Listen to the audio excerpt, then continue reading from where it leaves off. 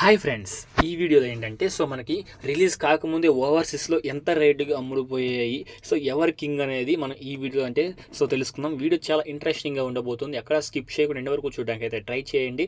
మీకు video worth అనిపిస్తే ఒక లైక్ చేయండి, అలాగే సబ్స్క్రైబ్ చేసుకుని పక్కనే ఉన్న బెల్ ఐకాన్ మీద ట్యాబ్ చేసి ఆల్ మీద ట్యాబ్ చేసేయండి. నేను ఏ వీడియో పెట్టినా మీకు నోటిఫికేషన్ అయితే వచ్చేస్తుంది అనమాట. ఇప్పుడు మనం డైరెక్ట్గా మ్యాటర్లోకి వెళ్ళినట్లయితే తెలుగు సినిమాలకు ఓవర్సీస్ పెద్ద మార్కెట్గా విస్తరించింది. అక్కడ మన సినిమాలు కలెక్షన్ దుమ్ము రేపుతున్నాయి.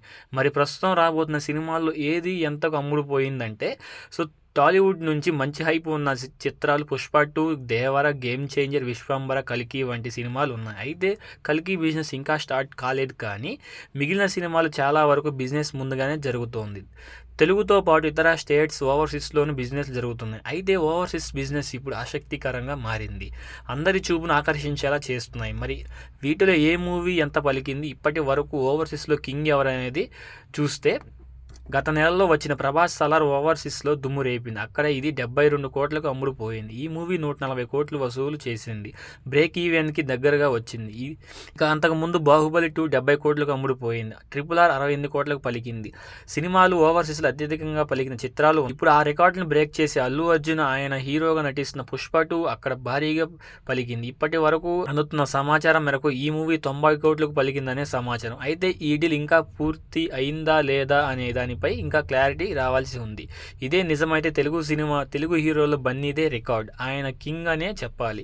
సుకుమార్ రూపొందిస్తున్న ఈ మూవీ ఆగస్టు 15న విడుదల కాదు. ఇక మన తెలుగులో రాబోతున్న పాన్ ఇండియా చిత్రాల్లో ఎన్టీఆర్, దేవరా కూడా ఉంది. ఇది భారీ బడ్జెట్తో భారీ హైప్తో రూపొందుతోంది. కొరటాల శివ రూపొందిస్తున్న ఈ మూవీ ఓవర్సీస్లో చాలా తక్కువగానే పలికింది. 27 కోట్లకు అమ్ముడుపోయినట్టు సమాచారం. ఓవర్సీస్లో ఎన్టీఆర్ మార్కెట్ తక్కువగానే ఉందనే దీన్ని బట్టి అర్థమవుతుంది. పైగా సోలోగా ఆయన నుంచి వచ్చిన సినిమా చాలా ఏళ్ళు అవుతోంది. దీంతో ఆయన మార్కెట్ పెరగలేదనే ట్రేడ్ వర్గాల టాక్. ఇక దేవరా మూవీ ఈ దసరాకి అక్టోబర్ 9న విడుదల కానుందని తెలుస్తోంది. ఏప్రిల్ 5న ఈ మూవీ రిలీజ్ చేయాలని భావించారు, కానీ వాయిదా వేసినట్లు సమాచారం. ఈ ఏడాది మనం తెలుగులో రాబోతున్న పెద్ద సినిమాలలో రామ్ చరణ్ గేమ్ చేంజర్ కూడా ఉంది. శంకర్ దర్శకత్వంలో వస్తున్నాయి సినిమా కావడం విశేషం. ఈ మూవీ ఓవర్సీస్లో 20 కోట్లకు అమ్ముడుపోయిందనే సమాచారం. ఈ మూవీని సెప్టెంబర్ చివరి వారంలో రిలీజ్ చేసే ఆలోచనలో ఉన్నారని నిర్మాత దిల్ రాజు. ఈ ఏడాది వచ్చే పెద్ద సినిమాలో చిరంజీవి, విశ్వంబర కూడా ఉంది. సోషియో ఫ్యాంటసీగా ఇది రూపొందుతుంది. వశిష్ఠ దర్శకత్వంలో వహిస్తున్నారు.